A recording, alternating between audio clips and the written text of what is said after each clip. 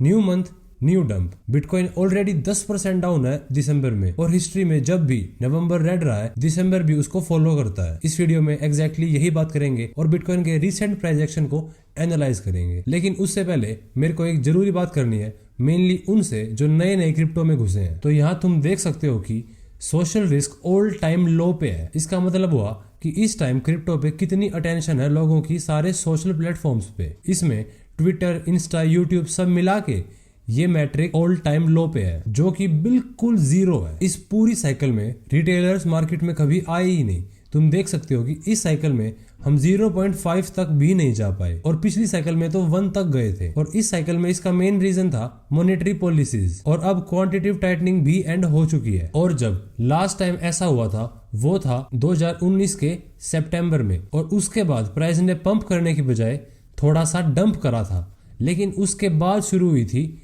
Real bull market. तो मेरे इस लेक्चर का मेन रीजन ये था कि अगर तुम अभी भी क्रिप्टो को देख रहे हो, वो भी जब मार्केट की इतनी बुरी हालत है, तो आज नहीं तो कल तुम इस मार्केट से प्रॉफिट कमा ही लोगे। जितना मैंने अभी तक देखा है इस मार्केट में, ये वो टाइम है जहां सबसे ज्यादा प्रॉफिट करा जाता है। और अगर अब सच में बेयर मार्केट आती भी है तो ये हमारे लिए ही अच्छा होगा, क्योंकि वो बेयर मार्केट हमको देगी बिटकॉइन की best buying levels long term में। क्योंकि जहां सारे बड़े इंस्टीट्यूशंस बाय कर रहे हैं, उसी टाइम पे सारे रिटेलर्स इस बेयर मार्केट के डर में यहाँ पे इस प्राइस पे ही सेल कर रहे हैं। तो अगर ये टाइम झेल लिया तो आगे प्रॉफिट्स ही प्रॉफिट्स हैं। और अब वीकली टाइम फ्रेम पे एक बार सारे मेन सिनेरियोस देख लेते हैं, उसके बाद फिर लोअर टाइम फ्रेम पे ट्रेडिंग सेटअप देखेंगे। तो इस सिनेरियो में इस बुल मार्केट की स्टार्टिंग से हमने 5 वेव्स फॉर्म करी, जो कि यहाँ एंड हो गई।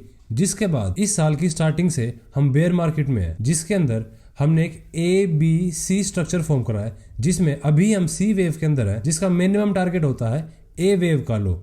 लेकिन प्राइस इस लो से नीचे भी जा सकता है, और उसके लिए हमारे पास इस रेंज के पॉइंट ऑफ कंट्रोल का बहुत बड़ा सपोर्ट है, जिसमें इस C वेव के अंदर फिर 1 2 3 4 5 इंपल्सिव वेव्स कंप्लीट हो जाएंगी इस रेंज के आसपास, जहां से हमको एक बाइंग अपॉर्चुनिटी मिलेगी, जिसके बाद प्राइस दोबारा पंप करना स्टार्ट कर सकता है। ये सिनेरियो है सबसे बुलिश सिनेरियो। लेकिन एक बियरिश सिनेरियो भी है, जिसमें प्राइस इस रेंज में तो आएगा, लेकिन उसके बाद पंप करने की बजाय एक लोअर हाई क्रिएट करके दोबारा बेयर मार्केट का नया लो बनेगा, जो कि पोटेंशियली इस रेंज के लोज तक जा सकता है। लेकिन इस सिनेरियो के हिसाब से भी हमारा ट्रेडिंग प्लान बिल्कुल सेम है, जिसमें ये यहाँ पे 4th वेव के बाद एक 5th वेव फॉर्म होगी, जिसको हम यहाँ पे लॉन्ग कर सकते हैं इस रेंज के पॉइंट ऑफ कंट्रोल्स पे। पर इस सिनेरियो में लेकिन इस सिनेरियो में हम ऑल टाइम हाई की बजाय 50% पे या 618 पे प्रॉफिट्स ले लेंगे। और उसके बाद अगर हमको प्राइस यहाँ पे इंपल्सिव नहीं लगता है, करेक्टिव लगता है, तो हम यहाँ पे एक शॉर्ट भी एंटर कर सकते हैं, क्योंकि हमको पता है कि एक A-B के बाद C वेव फॉर्म होगी जो और नीचे तक जा सकती है। और फिर ये होगा बेयर मार्केट का लो, जिसके बाद अगली बुल मार्केट स्टार्ट होगी। ये है बेयर मार्केट का सबसे बियरिश सिनेरियो। इसके अंदर बिटकॉइन ने ऑल टाइम हाई के बाद मल्टी 1-2 फॉर्म करे हैं, जिसके बाद अब हम मल्टी 4-5 फॉर्म कर रहे हैं। और जैसा हमने लास्ट वीडियो में डिस्कस करा था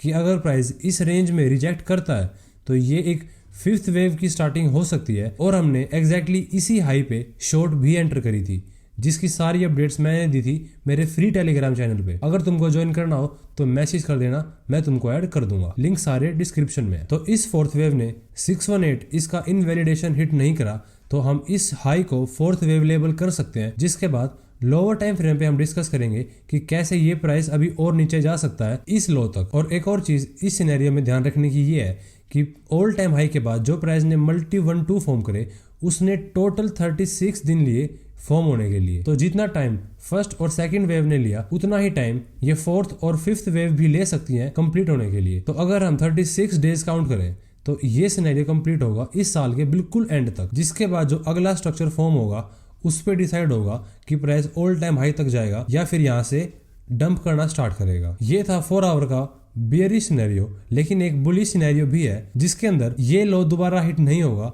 और बिटकॉइन ने ऑल टाइम हाई के बाद एक ABC स्ट्रक्चर जिगजैग फॉर्म करा है, जिसके बाद प्राइस अब इंपल्सिव वेव्स फॉर्म कर सकता है ऑल टाइम हाई तक। लेकिन इस सिनेरियो की प्रोबेबिलिटीज इस टाइम पे कम है, क्योंकि इस B वेव ने A वेव के कंपैरिजन में काफी ज्यादा टाइम लिया। इस सिनेरियो की प्रोबेबिलिटीज इस चीज से कम हो जाती हैं। लेकिन ये सिनेरियो प्रोबेबिलिटीज गेन करेगा अगर प्राइस पंप करके इस 618 को हिट कर लेता है, क्योंकि फिर वो जो बेयरिश सिनेरियो है वो इनवैलिड हो जाएगा, क्योंकि 4th वेव 618 हिट नहीं कर सकती। तो बुलिश स्ट्रक्चर के लिए हमको इस 618 के हिट होने का वेट करना है, उसके बाद फिर हम लॉन्ग एंटर्स कर सकते हैं। लेकिन अभी के लिए बिटकॉइन एक डाउन ट्रेंड में है, तो ये लोअर हाई क्रिएट करके बिटकॉइन एक और लो बनाए, इसकी प्रोबेबिलिटीज काफी ज्यादा है। तो अब लोअर टाइम फ्रेम पे देखते हैं कि बिटकॉइन ने इस लो के बाद क्या स्ट्रक्चर फॉर्म करा है। तो ये है बुलिश सिनेरियो, जिसमें बिटकॉइन ने इस लो से एक 5 वेव स्ट्रक्चर फॉर्म करा है, जिसके बाद अब हम एक करेक्टिव स्ट्रक्चर फॉर्म कर रहे हैं, जिसमें इस लो के बाद प्राइस दोबारा पंप करेगा और इस हाई को हिट करेगा। लेकिन हायर टाइम फ्रेम के सिनेरियो की तरह इस सिनेरियो की भी अभी प्रोबेबिलिटीज कम है, और इस सिनेरियो के प्ले आउट करने के चांस जब बढ़ेंगे जब प्राइस इस 618 को हिट कर लेगा, क्योंकि इस हाई के बाद एक इंपल्सिव स्ट्रक्चर भी फॉर्म हो सकता है उस हायर टाइम फ्रेम की 5th वेव के अंदर, और इसमें हम इस 3rd वेव के बाद अब 4th वेव फॉर्म कर रहे हैं, जिसका इनवैलिडेशन 618 होता है। तो अगर प्राइस अभी पंप करके इस 618 को हिट कर लेता है तो ये सिनेरियो इनवैलिड हो जाएगा और ये बुलिश सिनेरियो की प्रोबेबिलिटीज काफी बढ़ जाएंगी, जिसके बाद प्राइस इस हाई से भी ऊपर जा सकता है। तो आज की वीडियो के लिए इतना ही। Thank you so much for joining today and I will see you in the next one.